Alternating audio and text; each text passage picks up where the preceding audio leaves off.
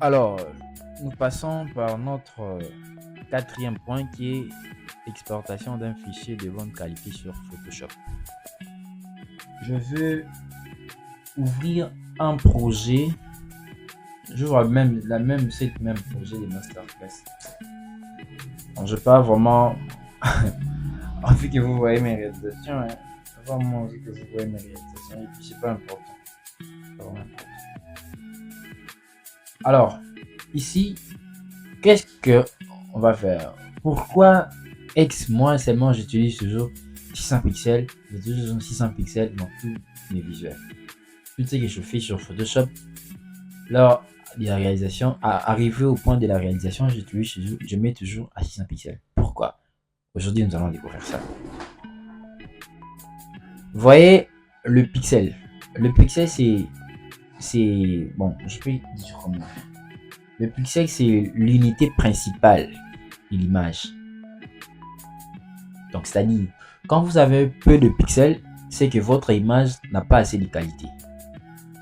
Parce que l'image est composée par des pixels, donc des petites cases là. C'est ce qui compose une image. Donc, nous allons voir. C'est ça vraiment la raison pour laquelle moi j'utilise 600 pixels. J'utilise 600 pixels pour la qualité de l'image.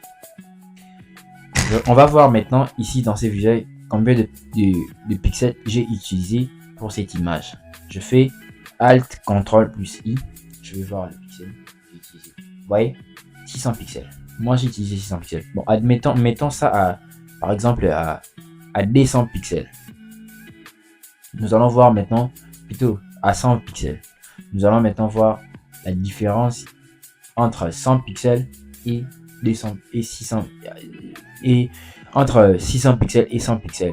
Vous allez maintenant comprendre que l'image est basée sur le pixel.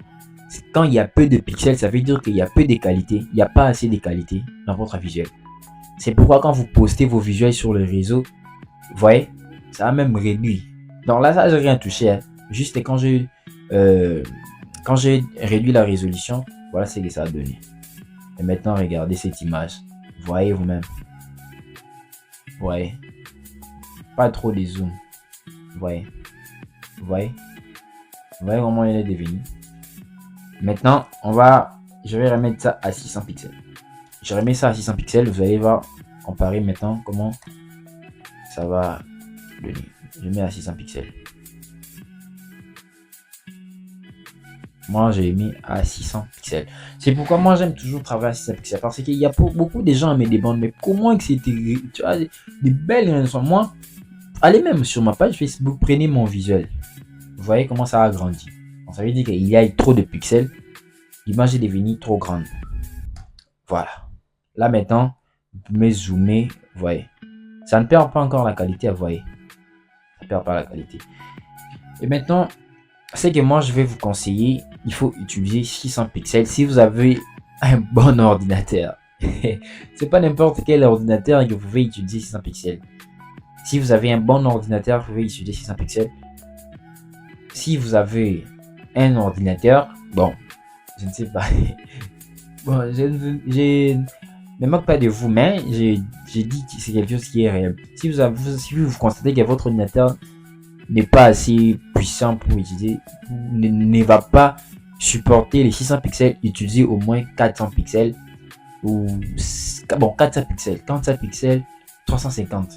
Ça aussi, ça va quand même. Moi aussi, j'ai des visuels que j'ai réalisés à combien de pixels? À 400 pixels. Ça a des bons rendus. Même sur le réseau, je prends ça, je mets sur mon téléphone, je poste même sur les statuts. Ça garde toujours la même résolution.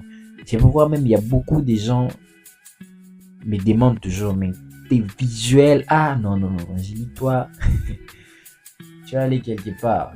Non, j'ai touché quelque chose, non. C'est ça mon secret.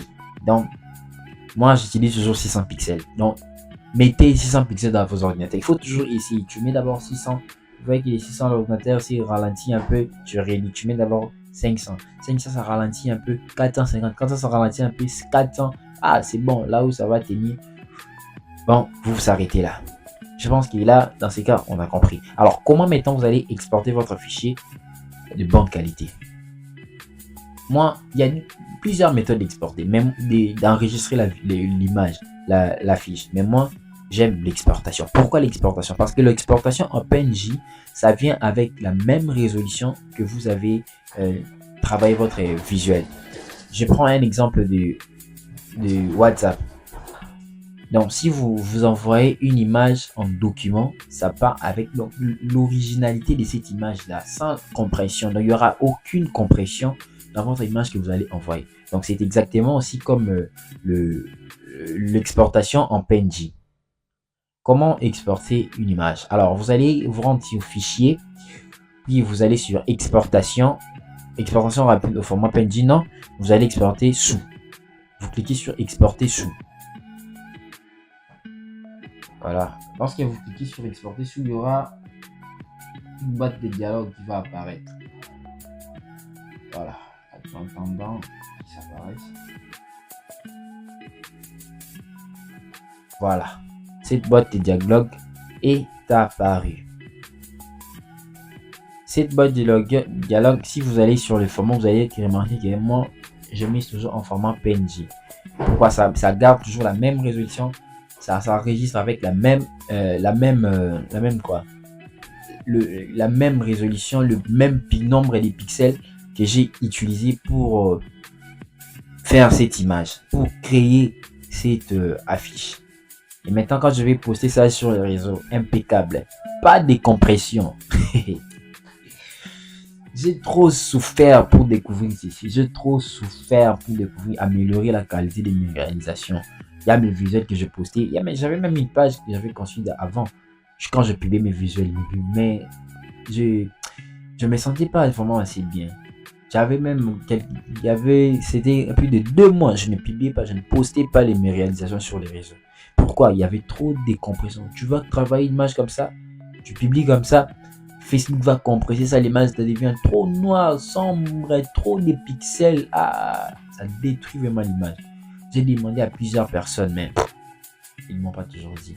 Heureusement que Dieu a créé les créateurs comme on est. Ah non. J'ai trop souffert pour l'image. J'ai trop souffert. Je vous dis mes frères. Faut toujours essayer. Au moins 400 pixels, ça va. 400 pixels. Moi, j'ai mes frères qui utilisent du 400 pixels, mais la résolution est toujours bien. Même sur les réseaux sociaux, quand ils vont poster ça, il y a toujours une meilleure résolution. Donc, c'est vraiment ça. Conseil, utilisez 600 pixels, 400, donc, commencez par 400, 450, 500, 550, 600. Arrêtez-vous là. Il ne faut pas dépasser. Si tu as une bonne machine, tu peux utiliser même 1000 pixels. Tu vas détruire ta machine, il ne faut pas utiliser. Limitez-vous à 600 pixels, je vous conseille. Ça garde toujours la résolution. Comme exemple, vous pouvez aller sur ma page Facebook. Vous allez voir que mes images ont vraiment une très bonne résolution. Il y a plusieurs personnes. Il y a même des gens qui m'écrivent seulement pour me demander ça. Plusieurs personnes m'écrivent, ah félicitations, vraiment tes images, vraiment, ça a une bonne résolution comparée aux autres. Voilà. C'est ça. 600 pixels. Et maintenant, quand vous arrivez ici sur le bas d'exportation, quand vous arrivez exporter sous, vous allez exporter sous, vous allez cliquer sur exporter. Soyez vous exporter. Vous choisissez où vous allez l'exporter, puis vous l'exportez. Maintenant, comment mettre les 600 pixels? Je vous montre. Vous faites CTRL N lorsque vous créez votre projet. Tous les affiches que vous allez concevoir, quels que soient les formats, arrivez ici à la résolution, mettez toujours 600 pixels ou 400, soit vous mettez à 450, soit vous mettez à 500, soit vous mettez à 550, soit vous mettez à 600 pixels. Et puis je reviens aussi pour le métrage ici. Ici, c'est lui qui utilise le pouce, le pixel. Non, donc en fait, ça n'a aucune différence. Tu peux utiliser les centimètres, donc ça permet justement, donc c'est chacun dans chacun est expert dans son domaine. Moi, j'ai dit toujours. Moi, je maîtrise bien les centimètres pour mes calculs. Il y a d'autres personnes qui maîtrisent bien calculer en pixels. Ça permet vraiment. Imagine toi, par exemple, je donne un exemple, tu veux concevoir un badge de 1 mètre. Combien de pixels tu vas me faire? Tu vas mettre. Ouais. Mais quand tu dis des centimètres, tu sais, quand 1 mètre, je sais déjà c'est combien de combien? 1 mètre est égal à combien de centimètres? Je sais déjà combien de 100. Tu écris directement 100 est égal à 1 mètre. Pour toi, tu sais déjà très bien. Ouais. Donc ça facilite vraiment les calculs pour calculer différentes choses. Je vous ai déjà montré, ça c'est mon secret. Si vous commencez à utiliser comme ça, postez vos visuels, revenez, dis-moi. Postez vos visuels sur Facebook, partout vous allez poster ça. Il n'y aura aucune compression. Pourquoi? Parce que vous comprenez?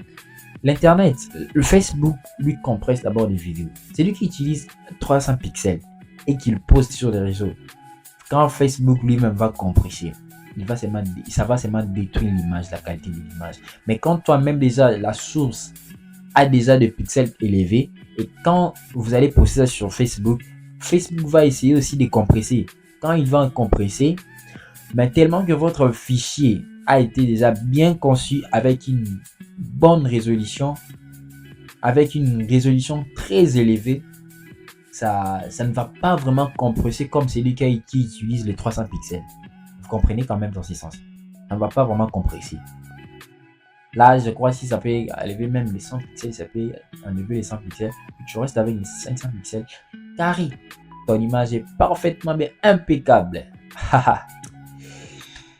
600 pixels. Utilisez les 600 pixels dans tous vos projets, je vous conseille, mes frères. Tous vos projets sauf rien. Utilisez 600 pixels.